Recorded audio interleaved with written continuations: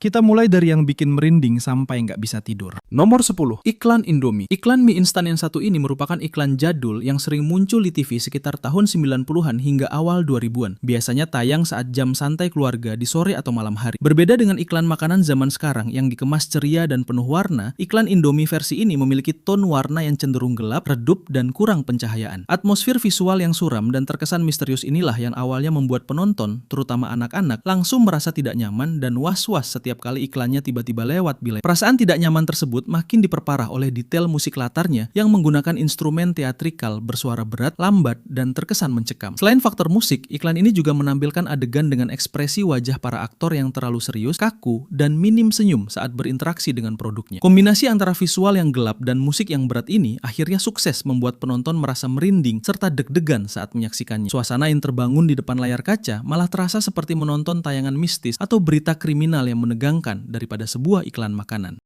Nomor 9, iklan jarum coklat. Iklan produk rokok legendaris yang satu ini merupakan tayangan jadul yang sering kali muncul di layar kaca pada era 90-an, di mana iklannya baru diperbolehkan tayang saat malam hari ketika anak-anak sebenarnya sudah mulai bersiap untuk tidur. Walaupun produk yang dipromosikan ditargetkan untuk orang dewasa, hal yang membuat iklan ini terasa janggal sejak awal adalah keterlibatan seorang anak kecil sebagai figur utamanya di dalam video tersebut. Penempatan karakter anak-anak dalam pusaran promosi produk tembakau inilah yang langsung memicu rasa tidak nyaman dan mengganggu psikologis penonton, karena menciptakan kontradiksi visual yang sangat tidak biasa bagi norma penyiaran televisi. Kejanggalan tersebut makin terasa mengerikan karena adanya detail adegan di mana anak kecil itu terlihat sedang memegang dan mengulum botol dot bayi miliknya. Namun isi di dalam botol tersebut diganti dengan visual asap atau hal lain yang merujuk pada produk rokok tersebut. Penggambaran aktivitas balita yang dikombinasikan dengan simbolisme produk dewasa ini disajikan dengan ton warna video khas kamera jadul yang cenderung buram, kekuningan, dan memiliki pencahayaan yang sangat minim. Suasana di dalam cuplikan iklan tersebut akhirnya terasa sangat dingin, kaku, dan jauh dari kesan masa kecil yang ceria ataupun penuh kehangatan. Perpaduan elemen-elemen yang tidak selaras itu pada akhirnya sukses membuat penonton yang menyaksikannya merasa merinding, bingung, sekaligus muncul rasa ngeri yang membekas di dalam pikiran mereka.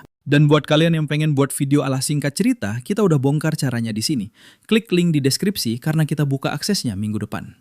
Nomor 8, iklan Oreo. Iklan biskuit populer yang satu ini merupakan tayangan yang sangat ikonik dan meledak di seluruh stasiun TV Indonesia sekitar tahun 2012, di mana iklannya hampir selalu muncul di setiap jeda komersial dari pagi, siang, hingga malam hari. Berbeda dengan iklan horor yang bikin takut karena hantu, iklan yang menampilkan karakter anak kecil bernama Afika ini justru memicu jenis trauma yang berbeda akibat tingkat viralnya yang sudah di luar batas wajar. Kemunculannya yang terlalu masif dan diulang-ulang secara konstan di layar kaca, lambat laun mengubah respons penonton yang awalnya gemas menjadi rasa jenuh, sebal, dan memicu rasa tertekan secara psikologis akibat paparan visual yang sama setiap hari. Kondisi tersebut makin diperparah oleh detail dialog legendaris biskuit ini, yaitu ketika karakter kakak kelasnya memanggil, "Afika, iya, ada yang baru nih," dengan nada suara yang sangat khas dan sengaja dibuat-buat. Detail percakapan yang sangat pendek dan berulang-ulang inilah yang bertindak sebagai earworm ekstrim, sehingga kalimat tersebut otomatis menyiksa pikiran dan terus berputar di dalam otak penonton secara tidak sengaja, meskipun TV sudah dimatikan. Ketika iklan ini mendadak lewat lagi di sela-sela tayangan favorit, penonton akan langsung merasa frustrasi dan tertekan karena tahu bahwa setelah ini mereka harus menghadapi gelombang tiruan dialog tersebut dari orang-orang di sekitar mereka.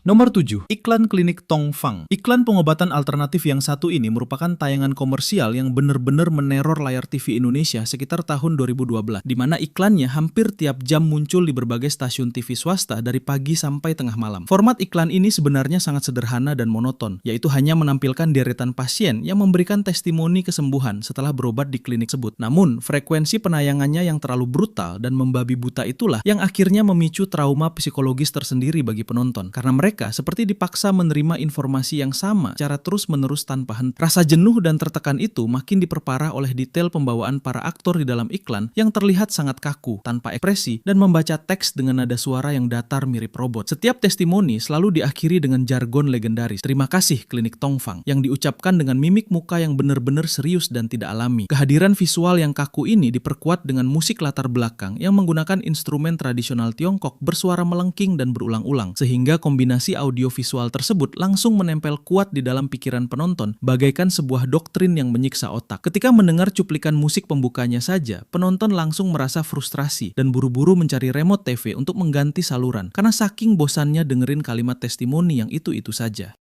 Nomor 6, iklan Mastin. Iklan produk obat herbal yang satu ini merupakan tayangan komersial yang benar-benar viral dan meledak di seluruh stasiun TV Indonesia sekitar tahun 2014, di mana iklannya hampir selalu muncul di setiap jeda iklan dari pagi hari sampai malam hari. Konsep iklannya sebenarnya sangat simpel dan ceria, yaitu menampilkan beberapa model perempuan yang menari-nari sambil memegang buah manggis dengan latar belakang warna cerah. Namun, frekuensi kemunculannya yang terlalu sering dan tidak kenal waktu, itulah yang akhirnya memicu trauma psikologis berupa kejenuhan tingkat ekstrim bagi siapa saja yang sedang menonton TV. Rasa tertekan itu makin menjadi-jadi karena detail lagu atau jingle latarnya yang memiliki lirik ikonik. Kabar gembira untuk kita semua, kulit manggis kini ada ekstraknya. Nada dari jingle ini dirancang dengan melodi yang sangat riang, adiktif dan memiliki efek earworm tingkat tinggi yang langsung mengunci memori jangka pendek penonton. Detail audio inilah yang bertindak sebagai teror mental karena lagunya otomatis menyiksa pikiran dan bakal terus berputar-putar di dalam otak secara berulang-ulang meskipun penonton sedang tidak melamun atau bahkan saat sedang berusaha untuk tidur. Jangan lupa subscribe dan follow Singkat Cerita agar kita jadi channel edukasi pertama di dunia yang mencapai 10 juta follower dan subscriber di 3 platform pada tahun 2027.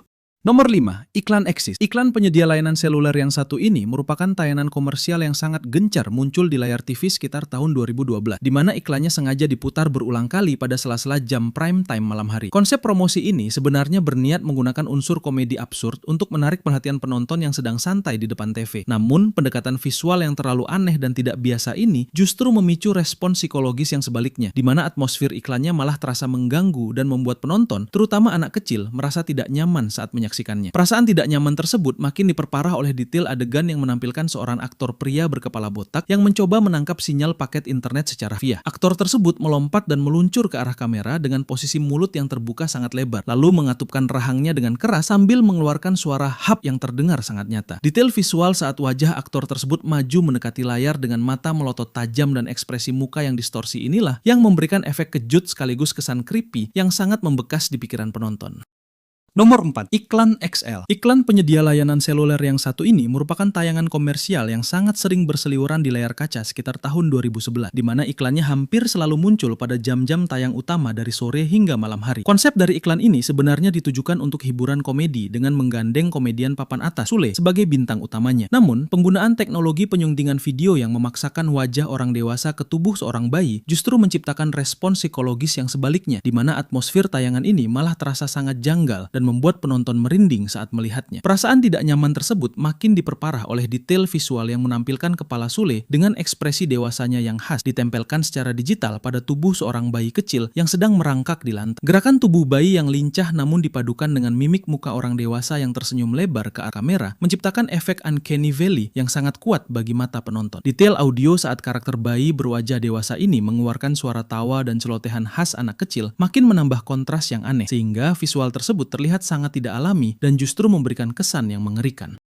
Nomor 3, iklan gudang garam. Iklan rokok legendaris yang satu ini merupakan tayangan komersial yang benar-benar populer dan seringkali menghiasi layar kaca sekitar era tahun 90-an hingga awal 2000-an. Sesuai dengan aturan penyiaran televisi di Indonesia, iklan produk tembakau seperti ini sengaja ditaruh pada slot tayang larut malam, yaitu di atas jam 9 atau jam 10 malam ketika suasana rumah biasanya sudah mulai sepi dan gelap. Kehadiran iklan ini di waktu-waktu menjelang tidur justru menjadi teror tersendiri bagi penonton, karena atmosfer video yang dibangun benar-benar terasa sangat mistis, sunyi, dan penuh dengan aura gaib yang mencekam. Perasaan takut yang dirasakan penonton makin diperparah oleh detail visual yang menampilkan sosok raksasa gaib menyerupai jin penunggu yang keluar dengan efek asap tebal yang bergulung-gulung. Detail fisik jin tersebut digambarkan dengan sangat kokoh, bermuka garang, dan memiliki tatapan mata yang benar-benar tajam, serta mengintimidasi langsung ke arah kamera penonton. Efek traumatis dari iklan ini makin mencapai puncaknya berkat detail audio dari suara ketawa sang jin yang terdengar sangat berat, dalam, bergaung besar, dan disusul oleh scoring musik latar bernada rendah yang benar-benar membuat bulu kuduk langsung berdiri spontan. Nomor 2, iklan Sunsilk. Iklan sampo yang satu ini merupakan tayangan komersial jadul yang benar-benar menggemparkan layar kaca sekitar era tahun 90-an, di mana iklannya sengaja diputar pada slot malam hari berdekatan dengan acara sinetron misteri. Konsep promosi produk kecantikan rambut ini justru sengaja mengambil tema horor murni yang benar-benar ekstrim dan tidak biasa untuk ukuran sebuah iklan kosmetik. Kehadiran iklan ini di tengah malam langsung mengubah suasana ruang keluarga menjadi mencekam, karena atmosfer visual yang disajikan benar-benar mengadopsi mentah-mentah estetika film horor Indonesia Indonesia klasik yang sangat ditakuti masyarakat. Rasa takut penonton sejak detik pertama makin dibuat histeris oleh detail adegan yang ngampilin sosok hantu kuntilanak berpakaian putih komplit dengan rambut hitam panjangnya yang acak-acakan. Detail yang bikin jantungan adalah ketika kuntilanak ini digambarkan sedang duduk sendirian di atas dahan pohon besar yang gelap, lalu mulai mengayunkan sisir untuk merapikan rambutnya yang panjang di bawah sorotan lampu yang remang-remang. Efek traumatisnya makin diperkuat oleh detail audio dari suara tawa melengking khas hantu wanita yang dipadukan dengan tiupan angin malam yang berdesir kencang, menciptakan kombinasi audiovisual yang benar-benar bikin merinding. Ketika iklan sampo ini mendadak lewat di layar TV saat suasana rumah sudah sepi, penonton terutama anak-anak kecil pada masa itu akan langsung teriak ketakutan dan tidak bakal berani untuk menengok ke arah jendela rumah. Nomor 1. Iklan bahaya merokok. Iklan layanan masyarakat dari Kementerian Kesehatan yang satu ini merupakan tayangan komersial yang benar-benar meneror seluruh stasiun TV Indonesia sekitar tahun 2014, di mana iklannya sengaja diputar secara gencar hampir di setiap jeda komersial dari pagi, siang, sore, sampai malam hari. Berbeda dengan iklan komersial biasa yang menggunakan sensor atau animasi, iklan pencegahan ini justru mengusung konsep realisme ekstrim yang benar-benar vulgar dan blak-blakan dalam menyampaikan pesannya. Rasa syok dan ngeri penonton sejak detik pertama langsung dipicu oleh detail visual yang menampilkan sosok pria asli bernama Manan yang merupakan seorang korban kanker laring akibat merokok. Detail yang paling bikin jantungan dan memicu trauma mendalam adalah kamera sengaja menyorot secara dekat sebuah lubang besar yang menganga lebar di bagian tengah tenggorokan pria tersebut tanpa ada sensor sama sekali. Efek traumatis dari iklan ini makin mencapai puncaknya berkat detail adegan saat pria tersebut mendongakkan kepala dan mencoba berbicara, di mana suara yang keluar terdengar sangat parau, serak, berdesis buatan dari dalam lubang lehernya. Kombinasi antara visual lubang tenggorokan yang benar-benar nyata dan suara desisan napas yang keluar dari leher itu pada akhirnya sukses membuat penonton merasakan sensasi mual yang hebat, dada terasa sesak akibat syok berat, hingga memicu rasa ngeri yang benar-benar melekat di dalam pikiran.